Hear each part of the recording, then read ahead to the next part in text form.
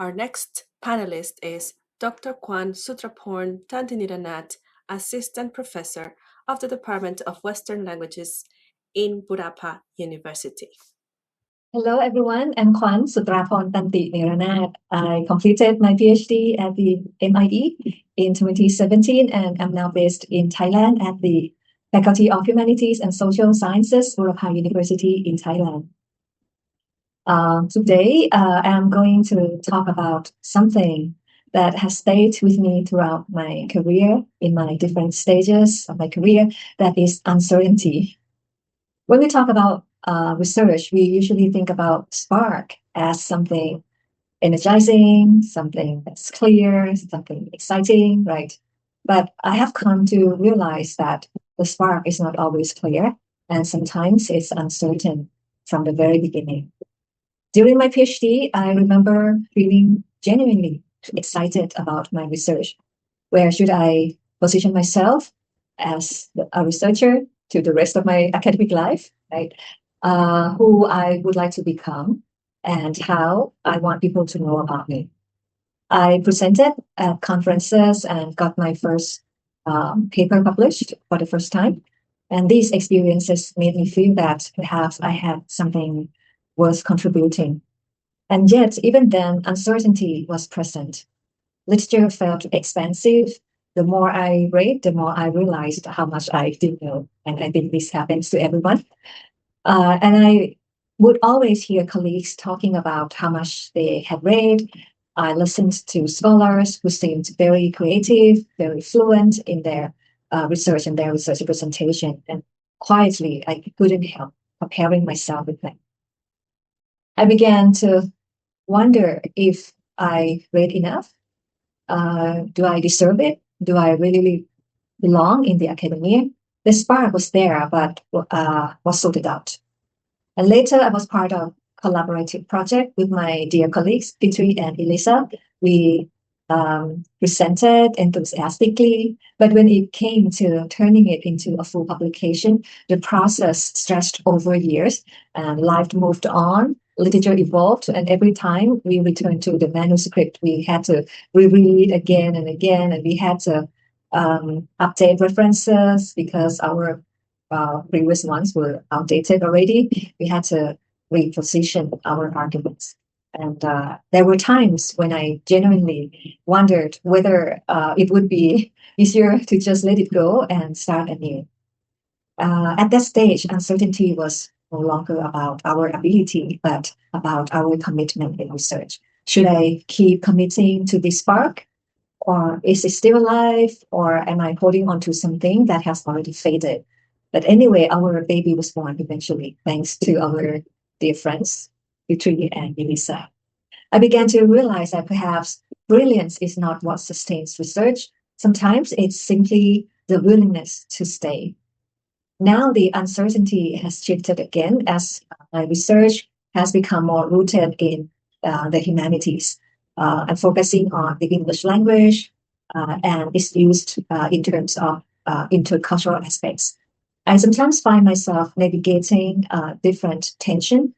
Many research environments prioritize measurable impacts, quantitative indicators, numbers, KPIs, and economic values. Sometimes when I read grant calls, I feel my energy dropped. It's not that the issues are not important, it's just difficult to frame my kind of question in that way. Earlier of my career, my question was, am I good enough, right? Now it's often, does this spark fit here and there? This uncertainty also appears in collaboration. When colleagues kindly invite me to join their projects, which I'm very always grateful for that. For example, Juigu asked me to join her research grant application some years ago on EMI, and which is recently on refugee education. I find myself reflecting carefully where I stand. What is my contribution? Am I approaching this from pedagogy, from language policy, from intercultural communication perspectives?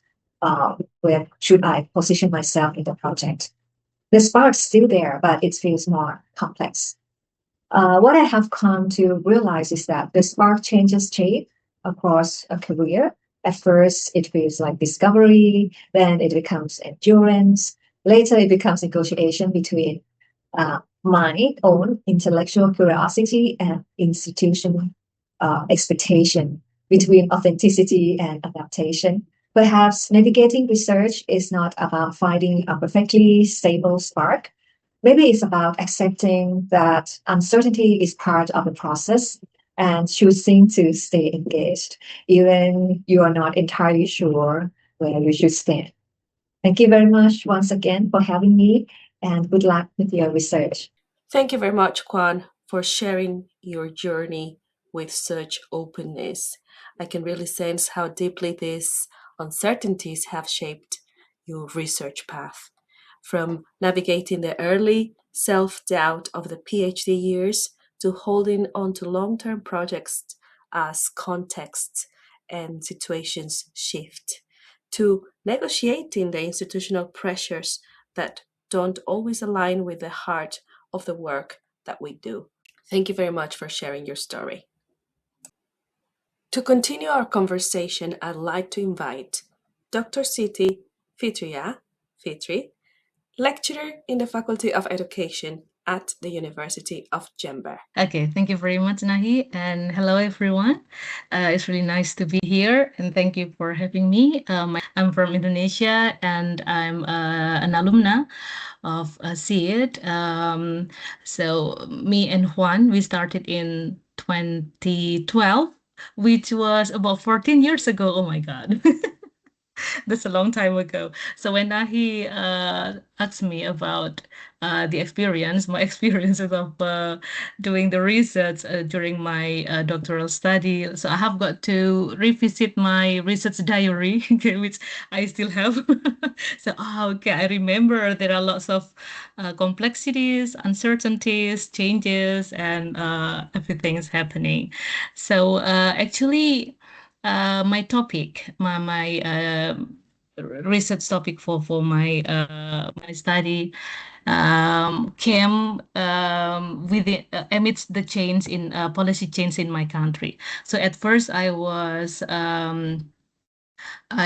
aiming to research on like socioculturally sensitive materials to teach English medium instruction schools. But after 1 year studying, okay, suddenly the policy was reversed. Okay, so there was no more EMI school in my country. So and after like few months, so there was the change was quite big because it influenced the direction, the trajectory of my study, of my research. So I have got lots to think about, a lot to consider. So it came, I think it took me about a few months to rethink of the new direction for my research. And after like a long process, okay, so I came with an idea to study the change itself. But before coming to that decision, okay, I have lots of long road, okay, to think about that. So I was thinking, how if I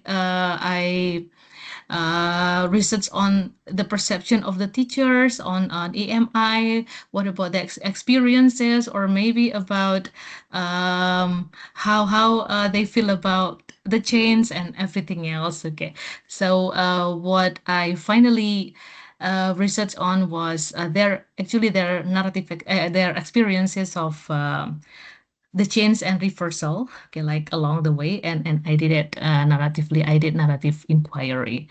Okay, so at first there were lots of uncertainties for sure. Okay, like the first one was the focus, which one I need to focus on. And I remember at one time I had 6 research questions, which was overwhelming. Okay, so luckily I didn't bring all the 6 research questions to the first year FIFA. Otherwise, I would be doomed. Okay, six research questions. So what would I do with that? I think my first realization was during SID conference. So during the SID conference, I remember that I had my topic was still here and there. I was not sure which one to focus on, and I had lots of feedback from the audience, and also it helped me to reflect on what actually I was interested in researching.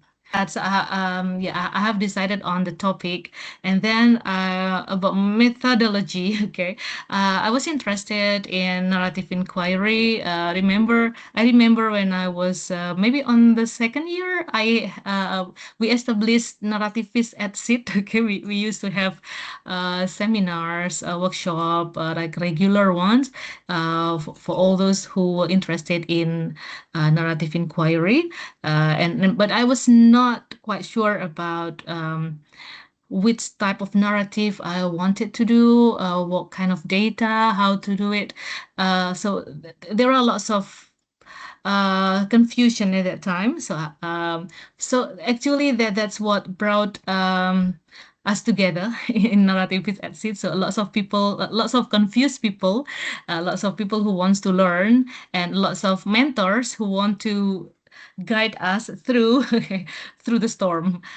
My first uncertainty about what type of narrative that I wanted to do, and is it what type of analysis, what analysis method that I wanted to adopt or adapt. Okay, so there were lots of uncertainties with that. Is it narrative analysis or analysis of narrative and things like that?